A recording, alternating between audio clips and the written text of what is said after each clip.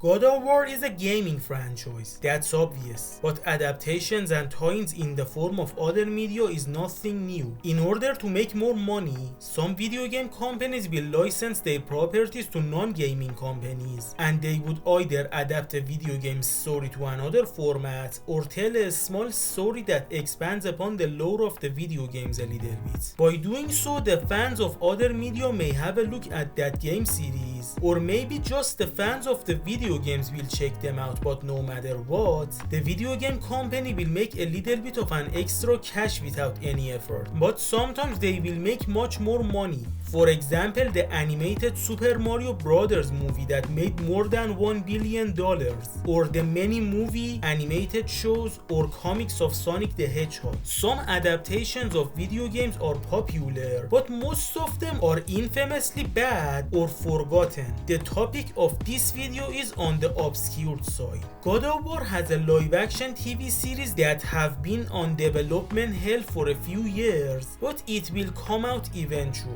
But for the time, let's have a look at a form of media that is relatively obscure: books. Yes, God of War has a few novels that I will cover in this video. And note that I will talk about regular books. If you are looking for the God of War comic books, then I have already made a video on it. A few books of God of War are adaptations of the games. A book adaptation of God of War 1, 2, and 4 to be exact. They are adaptations, so most of their content are the same from the story of the games, but they have some exclusive stuff that can help them stand on their own feet and also work as a companion to the games, as they explain some unexplained stuff from the games. There are also some difference between them and the game versions, which would be the focus of these parts.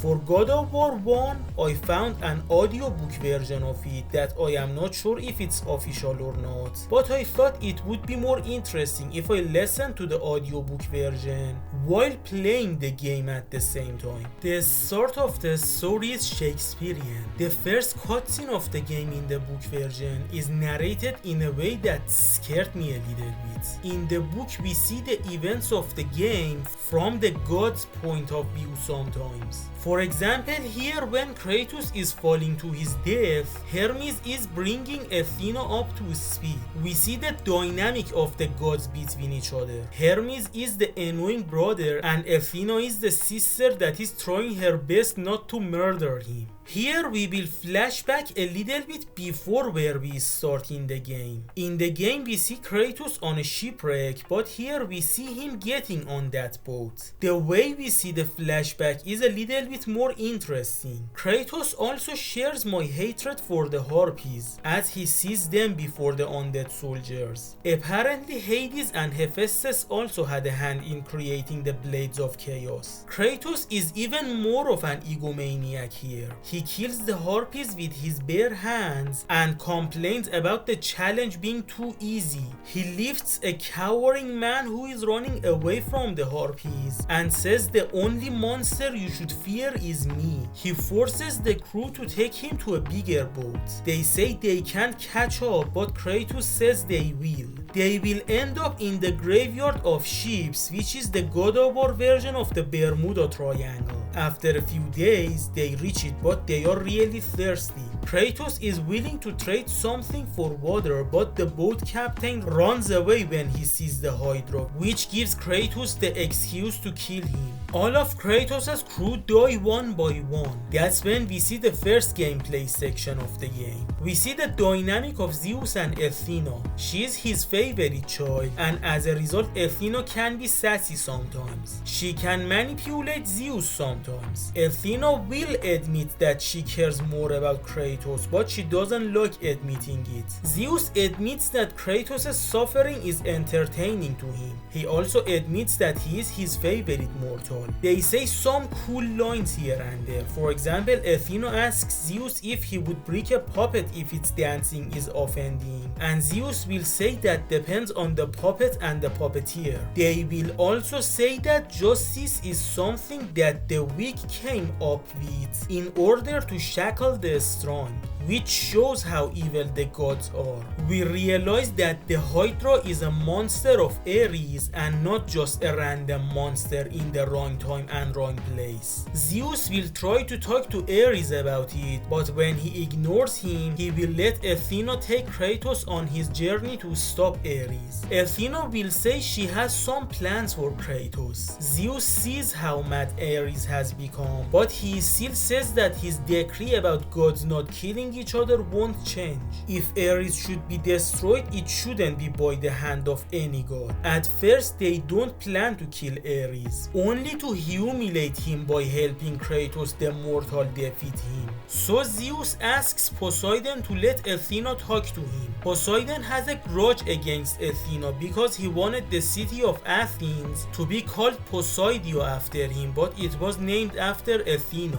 That's why Zeus had to interfere. Athena tells Poseidon that the people of her city have nothing but respect for him, so Poseidon agrees to listen to her. She tells him that Ares has sent a Hydra to his seas, so he agrees to give the ability Poseidon's rage to Kratos, so that he would kill that Hydra. The action moments are narrated in an enjoyable way, and very few times in a funny way. Kratos respects Poseidon, but not that much. Poseidon also tells Kratos how to kill the Hydra, by killing the Masterhead. The book confirms that the ship that the Hydra attacked was transporting slaves. Some slaves beg Kratos to save them, meanwhile one of them would rather die than to be saved by him. In the game, Kratos would only pass him by, but here he kills him. So you could argue that he is more evil in the book.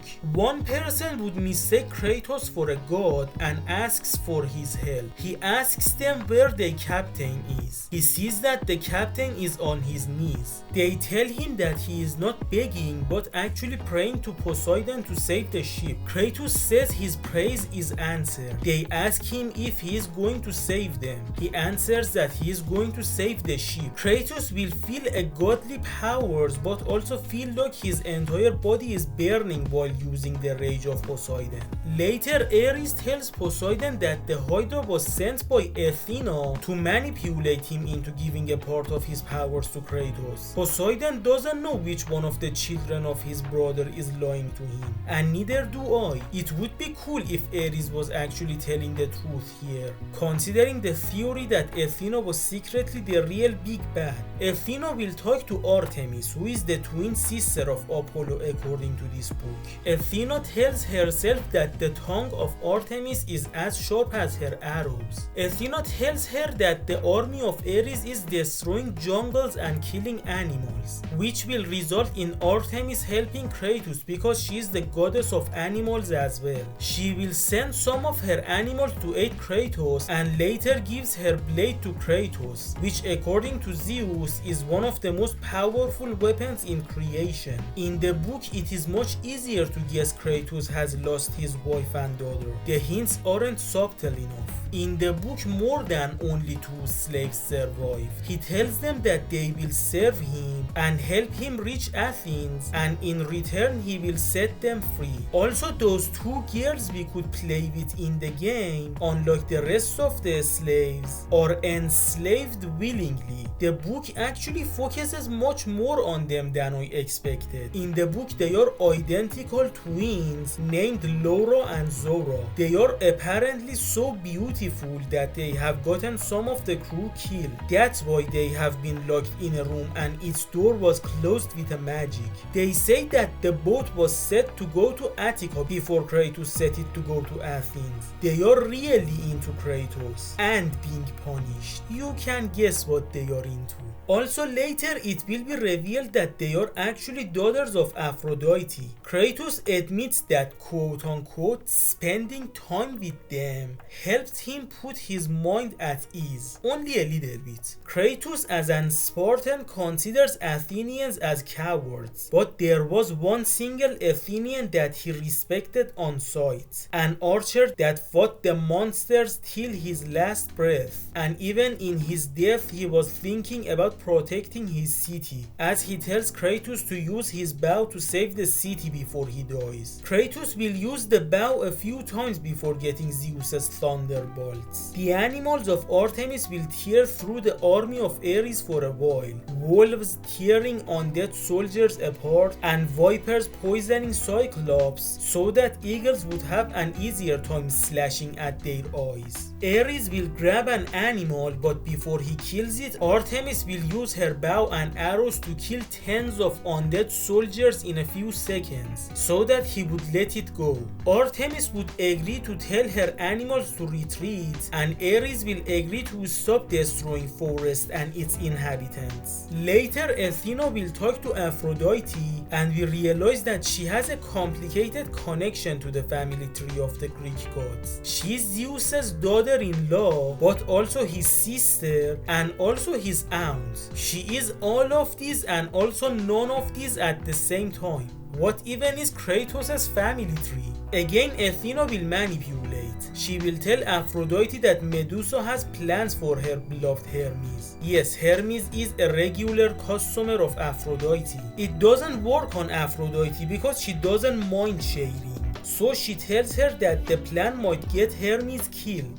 That's the lie that triggers Aphrodite. She will make Kratos kill Medusa. When Kratos sees the two soldiers that are running away from the Minotaur, he tells them that Spartans run towards their enemies, not away from them. He will see the centaurs much sooner in the book, in the city of Athens to be exact. It's funny how much more respect Kratos has for Aphrodite, much more than the amount of respect he has for Poseidon, for obvious reasons. Aphrodite will teleport Kratos to another place in order to kill Medusa, which makes more sense than the game version in which Medusa was just on the way like a regular enemy. Kratos will go on a mini adventure to kill Medusa. She has a few slaves and she also eats babies, which infuriates Kratos, so he now has a personal reason to kill Medusa. After killing her, Aphrodite tells Kratos that he can use the severed head of Medusa as a magical weapon. She says that now that Medusa is dead, her magic is temporarily. It will turn enemies into stone for only 10 seconds. The book also tells us how the head will only show up when we need it, and the answer is magic.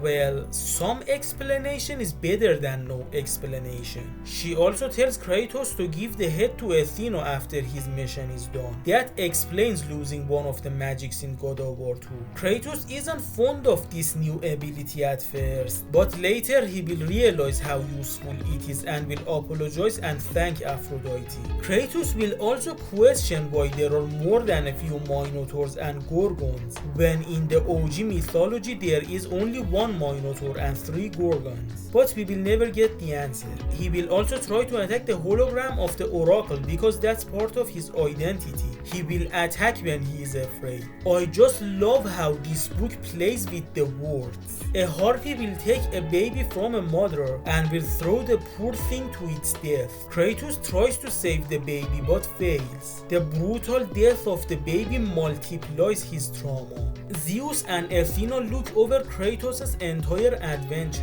The Oracle apparently knows some stuff that even the gods don't know. Athena tells Zeus that perhaps it's for the best. As an answer, Zeus says yes, but best for whom? We see that even for his favorite daughter, Zeus is selfish, as we see that he is indifferent to the destruction of Athens, but he gets angry when only one of his worshippers die. When Athena tells Zeus that Kratos had killed around 400 monsters, Zeus isn't impressed, so he thinks about giving a little bit of his powers to Kratos so that he would kill much more. Kratos will see a big rock and says that this will need 3 or 4 men to move it, or one single ghost of Sparta. When Kratos gets the power of Zeus, he claims that his other magics are also upgraded and he has also been healed. It's not a game anymore, so there has to be a way other than XPs to upgrade magics. These magics helped Kratos a lot. Now I have to say that sometimes less is more. In the game there was some scenes that were short but satisfying.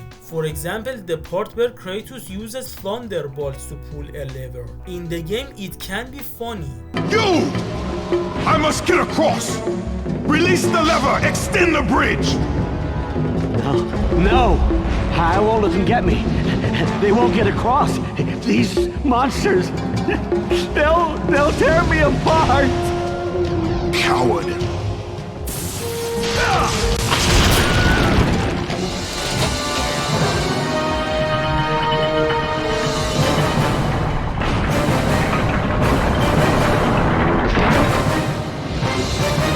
But in the book, it's dragging to make the book 300 pages. It feels like explaining a joke. It's not funny anymore. Or the moment with the gravedigger. In the game, Kratos just considers him a weirdo, so he doesn't question him a lot and continues. But in the book, he talks to him more, which makes him less mysterious and less enjoyable as a result. And the moment with the body burner.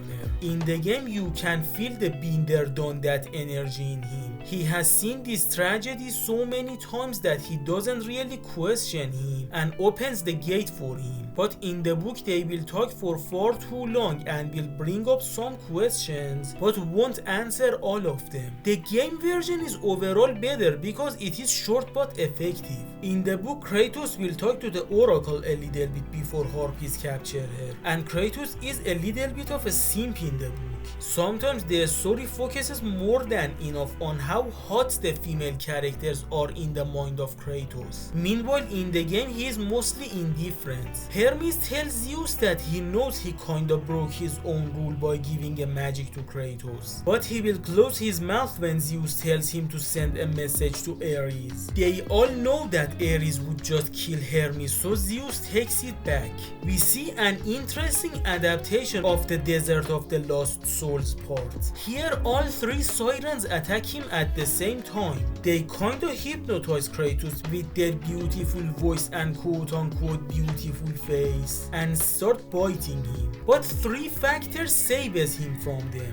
First is his memories of his wife. The trauma never lets him completely enter the realms of dreams. Second is that the sirens argue and they all want Kratos for themselves. And third is the thunderbolts. In the game, he uses them because it is their weakness, but in the book he does it so that the loud sound of the thunderbolts will deafen Kratos for a short while so that they wouldn't continue hypnotizing him with their voice. That's so creative, I love it. Later, Zeus would find out that Kratos is going to find Pandora's box. At first, he isn't sure about it, but when Athena tells Zeus that Ares plans to overthrow him, he agrees with killing Ares. When Zeus asks, Athena says that she had been planning on killing Ares since the night Kratos was tricked into killing his family. Zeus will say that if Kratos succeeds, he will be forgiven and will even become a god as a reward. But he will never wipe out his memories because to kill your own family is too big of a sin. In the book, Kratos will also think that he has to use Poseidon's trident as a weapon. Here, there are some enemies underwater, and when Kratos holds the trident to kill them, he realizes that he can't breathe in water when the trident is in his hands. In the book, the Naiads tell Kratos how to solve one of the puzzles in order to free them. Here, Kratos won't get any magic from Hades, which fixes a problem in the games. There, Kratos killed Hades' wife, but he was fine with Kratos in God of War 1 and he only had problems with him in God of War 3. Another difference is that in the game, Kratos killed many harpies to reach the box, but in the book he will hallucinate and see a vision of Ares, and Kratos has to do some mental training to reach it. Also, the Cliffs of Madness don't exist in the book version of the story. Just before Kratos can claim the box, he has to do one more challenge. He will see a steampunk robot. Yes, a robot. It gives a few answers to Kratos so that he would solve the final puzzle. The robot claims to be the final creation of the architect, but Kratos thinks that this mechanical being is too smart to be a mechanical being and realizes that it is actually the architect in disguise who had been alive for thousands of years. So he will sever his head and insert it to the keyhole and reaches the box. When Ares is going to kill Kratos, Athena begs Zeus to let her teleport Kratos and the box to Athens, but Zeus has plans of his own. The book directly tells the readers that the gravedigger is Zeus in disguise. Death of Kratos' family is narrated in a more dramatic way. While everybody else was cowering in fear or running away, his wife and daughter were the only ones who didn't beg, because they thought he was there to save them, not to kill them. Instead, it was Kratos that was begging and cowering, wishing that what he has done is only a nightmare and not real. Some of the enemies he will fight in the underworld are the same ones that he killed during the book. It claims that his battle in the underworld is much longer than how much it lasted in the game. When Kratos wants to start fighting Ares, he senses a little bit of fear in his eyes. Phase 2 of the battle is less horrifying, because there are very fewer clones of Kratos in it. In the end, Kratos will seal the actual Athena instead of her statue. When Kratos is reaching his throne, he sees the same visions from the future that we saw in the end of the game. And again, it is narrated in a cool way. Kratos sees modern stuff like airplanes, and although he doesn't know the name of some stuff he sees, he understands them because now he is the new god of war.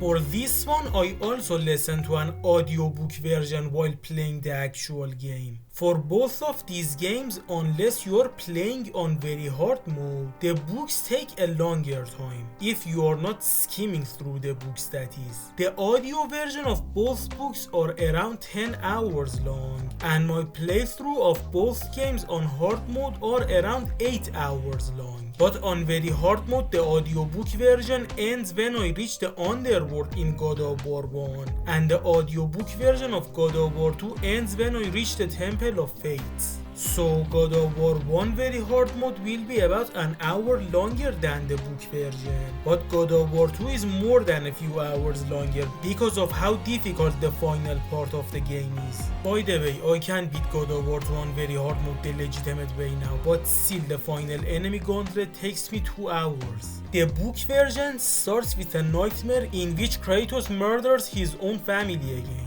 When he wakes up, he realizes that he almost broke the neck of one of his slaves while asleep. Though she mostly feels sorry for Kratos than herself, which infuriates him. Some people say these two women are the same women from that God of War 1 minigame. The book doesn't refer to them as Laura and Zora, but they name drop Aphrodite, which indirectly confirms it. We realize that almost all the gods disliked Kratos from the beginning, and the rest started hating him when he waged war on their worshippers. The Spartan army of Kratos has conquered the other cities, and Rhodes is the last one. That's why Zeus attacked him now, because the fall of this city would mean the fall of Olympus. Hades and Poseidon don't get along well, and when they are alongside Athena, they act as if they are the young troublemakers and Athena is the adult.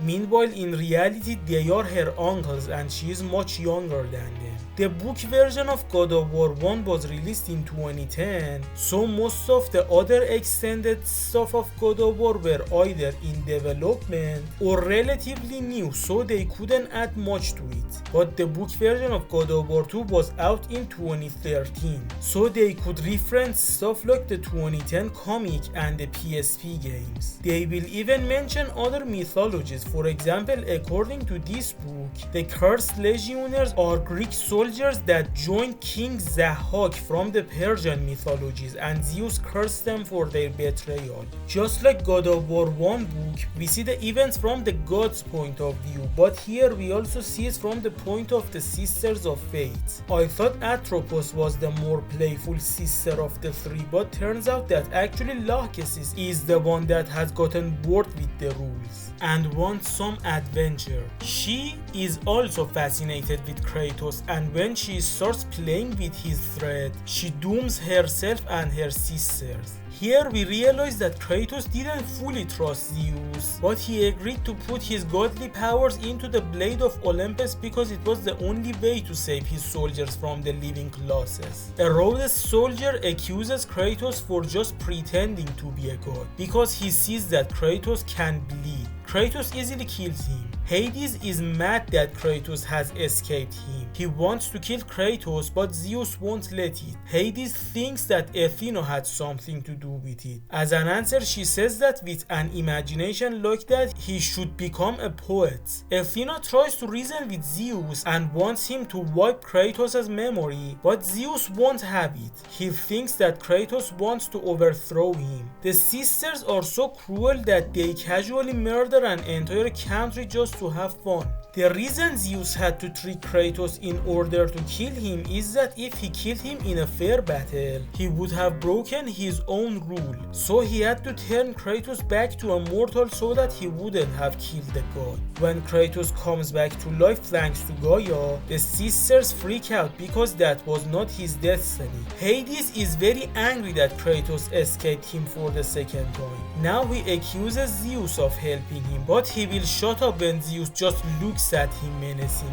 Yeah, even Poseidon and Hades don't dare to do anything against Zeus. When Atropos realizes Lachesis had been playing around the destinies, she also starts having fun in her own way. So she tries to change the fate of Iris, the goddess of rainbow, who sometimes works as the messenger of the gods like Hermes. When Hermes wants to warn Zeus about Kratos, Iris shows up and tells Zeus that Hermes is lying, and Kratos is actually dead, and the ignorant Zeus believes it. So he banishes Hermes and replaces him with Iris. And Iris is so annoying, she makes Hermes look like a good character because all she does is lying and turning gods against each other, meanwhile acting like the biggest supporter of Zeus. She is like Hermes but much worse in every single aspect. Now you might ask, why didn't Typhon the Ice Titan help Kratos when he was on the side of his mother Gaia? Well, in the book Kratos tries to reason with him, but he will not have it because if he does anything against Zeus, he will kill his family. Again, I feel conflicted about some parts of the book because it won't accept that sometimes less is more. Theseus cries out his tragic backstory before fighting Kratos. I don't mind tragic backstories, but here it makes Theseus less cool. Sometimes the sisters make a competition out of who can make the greatest change in the future by the smallest change in the present.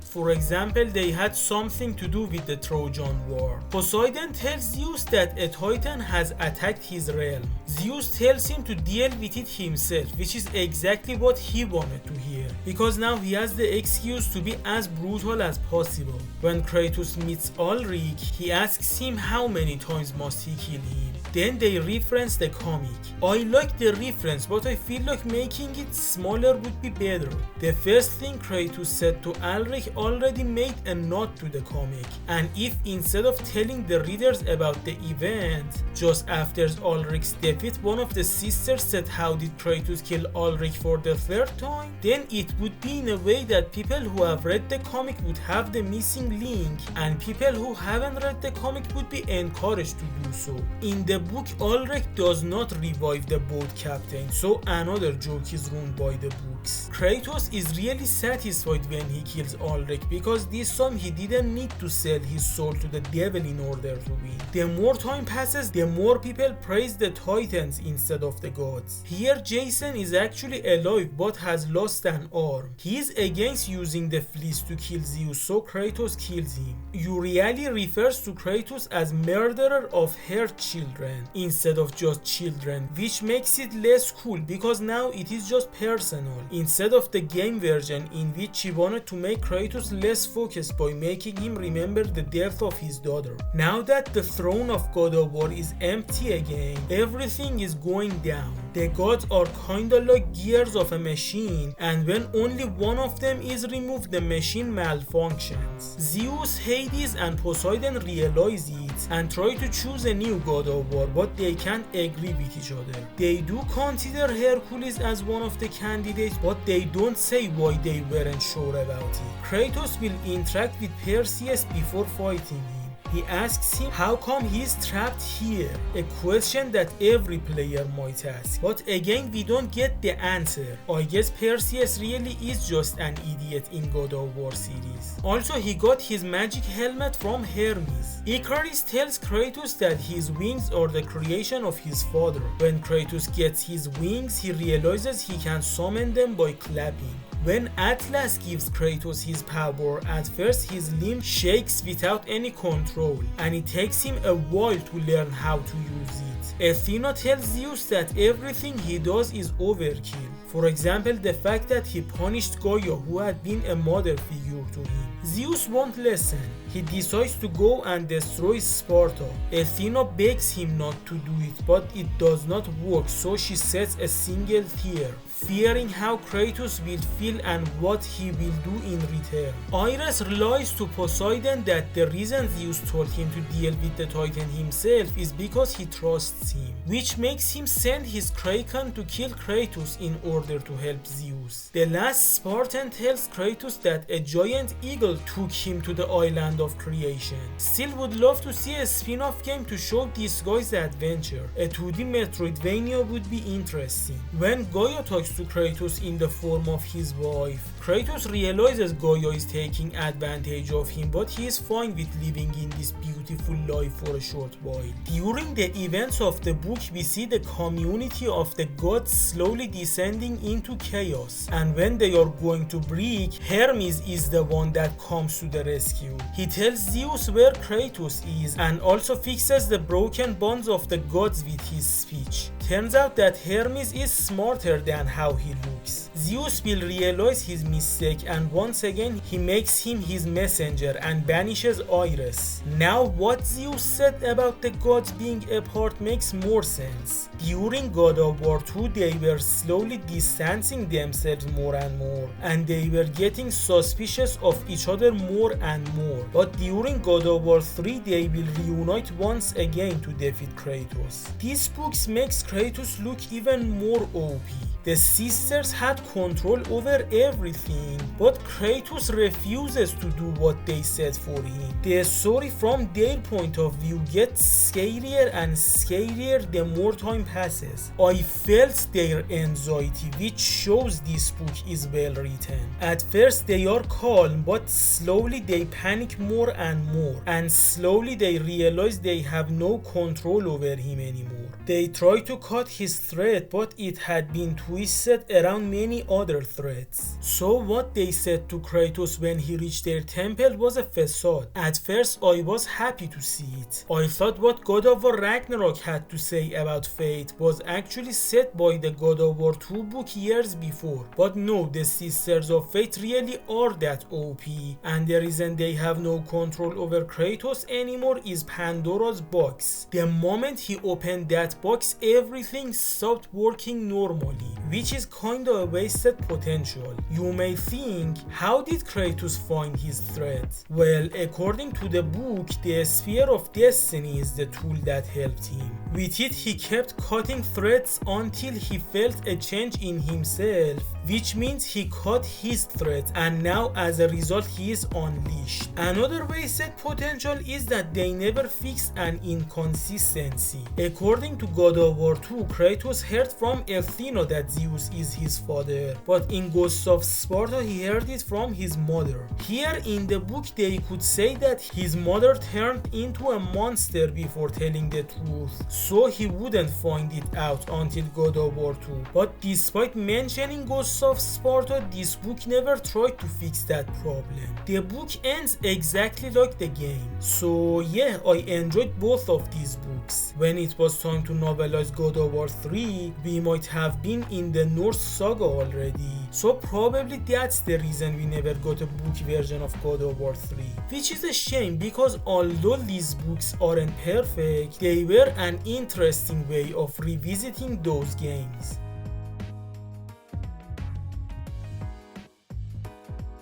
This one has a God of War manga in it. Yes, a manga. It is just a few pages and it's an abridged version of the story of God of War 1, but still it is a God of War manga, and just the fact that it exists is interesting.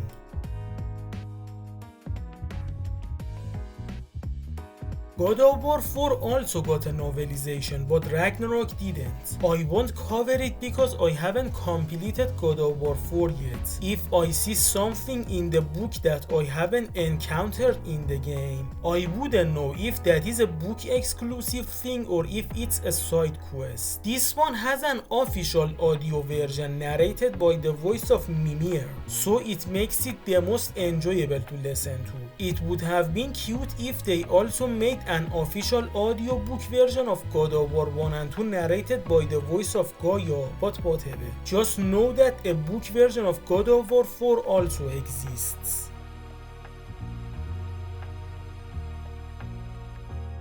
This one is silly, aka awesome in my opinion. Its description is an ABCD book for adults. So you know, kinda a parody.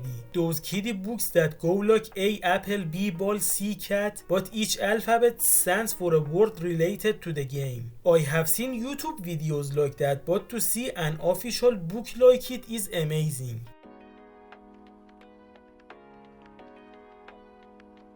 This one is a book written as if it was written by Atreus after the events of God of War 4, but before the events of God of War Ragnarok. So let me mention a few stuff that I found interesting in it. Atreus can hear feelings. He is so good at it that if he said he can hear the feelings of a piece of rock, I would believe it. But even he cannot figure out what Kratos feels and what is going on in his mind. But at least he knows that his father is actually kind and caring. He doesn't talk to him a lot, but that's because he is a man of a few words. Atreus named his bow the Talon bow because it is like an eagle that can hunt animals. Kratos would usually be away from home hunting and Faye would do the cooking and stuff. She is the one that spends time with Atreus most of the times. She has taught him everything he knows and encourages him to write down everything he learns, both good memories and bad memories, and also everything that goes on in his mind. She is always happy and tells exciting stories to him all the time, except one time that she felt sick and tired, and because of her voice, that one time he fell asleep during it. That was when she was telling the story of Ymir, the first giant who is the actual Allfather according to Faye, because he is the one that created this world. For a while Kratos and Faye changed places. For a while Faye was the one that was gone for a few days and Kratos would do the cooking and stuff. I think this is because of an illness that slowly killed Faye, but that's just guessing on my part. I am not sure about it. The rest of the book, as its name tells us, is lore and legends. It is basically a lore book and tells information about the Norse God of War universe. So if you want to know more about the modern God of War universe, read this book.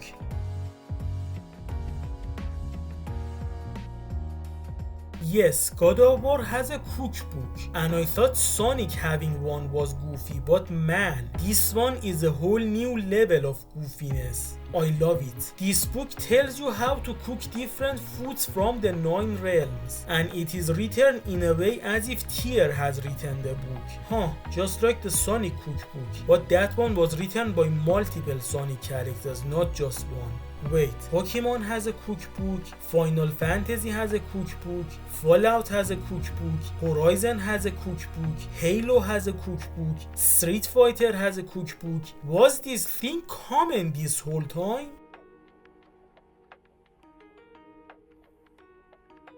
This one is a package that includes 2 books, one about the development of the Greek God of War trilogy and one about the development of the Norse God of War duology. So was that it? Well, no. Each of the 8 main God of War games have guidebooks and art books, but I don't know what more to say about them. It's obvious what they are, you can guess from their name. Now we are finished, and I have to say it was a charming experience experience. Reading these books won't change your life or anything, but you won't regret it. A cute little fun fact that you can drop during a God of War conversation with your friends, and then you would get bullied for being a nerd. But jokes aside, yeah, I did enjoy reading these books, and I am happy that they exist.